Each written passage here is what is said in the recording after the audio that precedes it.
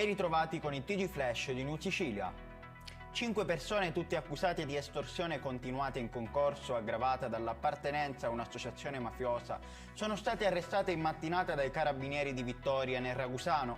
L'ordinanza di custodia cautelare è stata messa dalla direzione distrettuale antimafia di Catania. 3 dei 5 arrestati, secondo gli inquirenti, sarebbero esponenti della Stidda. Il forte vento che dalla notte si è abbattuto a Palermo ha creato danni e disagi in diverse zone del capoluogo, richiedendo l'intervento da parte dei vigili del fuoco.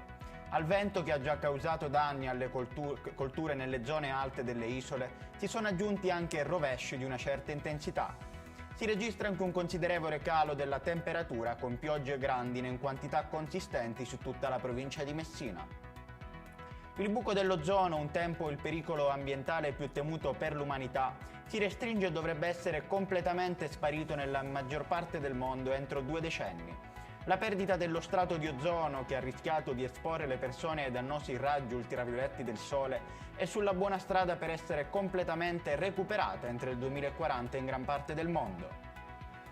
La commissione del Comune di Agrigento si è riunita nella giornata di ieri per affrontare l'annoso problema della riapertura della piscina comunale. La commissione, ritenendo che non possono essere più tollerati rinvii nell'apertura dell'impianto, formalizzerà una richiesta di verifica sulle responsabilità dei ritardi e sugli eventuali danni subiti dal Comune. Ed è tutto per questa edizione, il prossimo appuntamento sarà alle ore 14.